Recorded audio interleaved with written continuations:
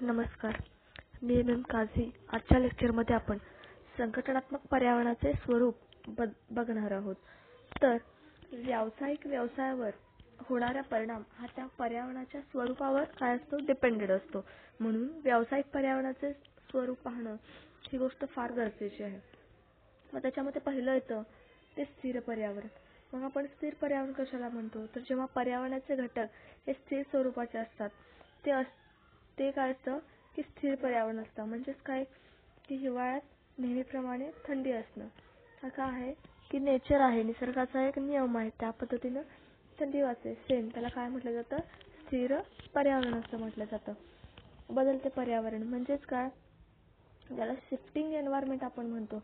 जे पर्यावरणात्मक घटक बदलत असतात ते काय असतं, बदलतं पर्यावरण असतं.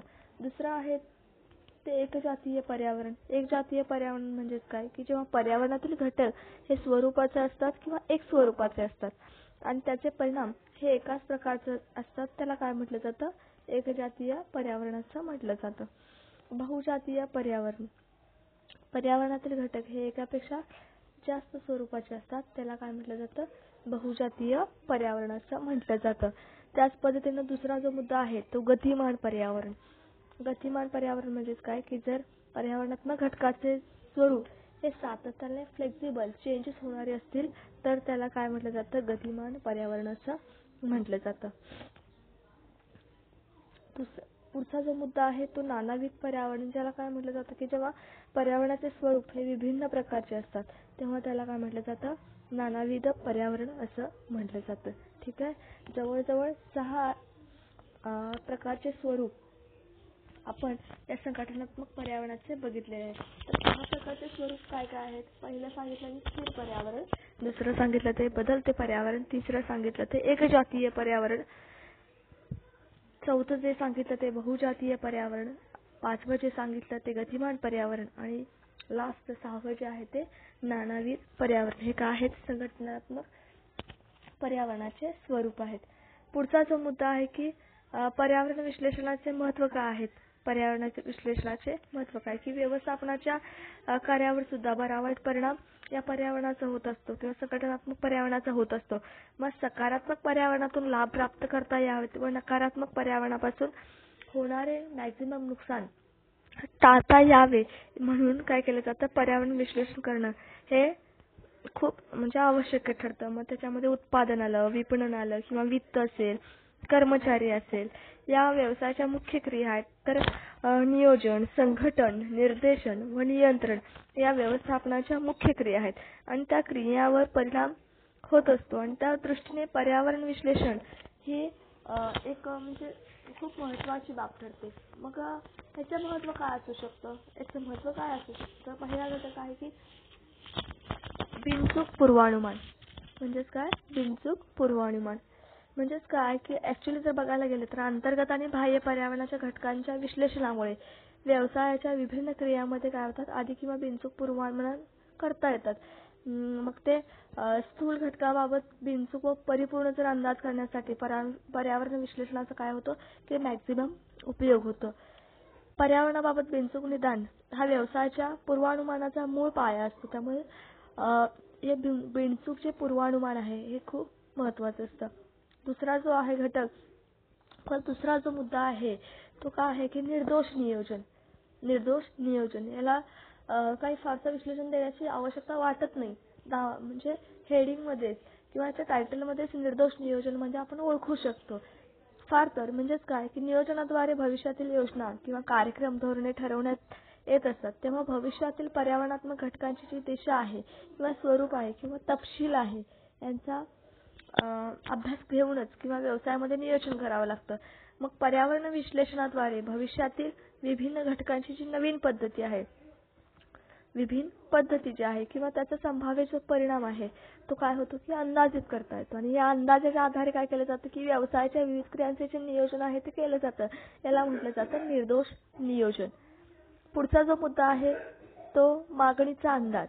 मागणीचा अंदाज म्हणजेच काय की पर्यावरण विश्लेषणामुळे बाजारपेठेतील जे विविध घटक आहेत त्याच्यामध्ये निदान उपलब्ध होतात. म्हणजेच काय की ग्राहकांचे मानसशास्त्र किंवा वर्तमान पद्धती, आवडीनिवडी, प्राधान्यक्रम, ग्राहकांची जीवनशैली, मग त्यांचे बदल, ग्राहकांच्या गरजा, क्रयशक्ती या घटकांचा काय केला जातो?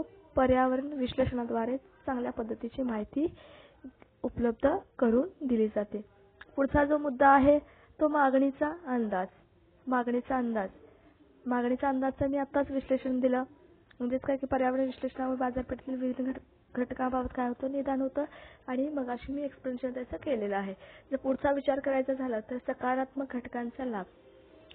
सकारात्मक घटकांचा लाभ म्हणजेच काय की पर्यावरण विश्लेषणामुळे व्यवसायातील अनुकूल आणि सकारात्मक घटकांची माहिती मिळत असते किंवा त्या घटकांची दिशा आणि बदल ही सर्व माहिती उपलब्ध होते आणि त्यामुळे सकारात्मक घटनांच्या व्यवसायासाठी लाभ करून घेता येतात.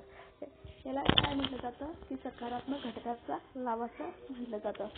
पुढचा जो मुद्दा आहे की याला कुशल संघटन आपण म्हणतो. कुशल संघटन म्हणजे नेमकं काय असू शकतं? तर व्यवसाय संघटन यंत्रणेतील मानवी घटक आणि त्याची वर्तन पद्धती ही फार महत्त्वाची असते आणि या घटकावर त्यांच्या वर्तन पद्धतीवर पर्यावरणाचा सखोल असा काय होतो?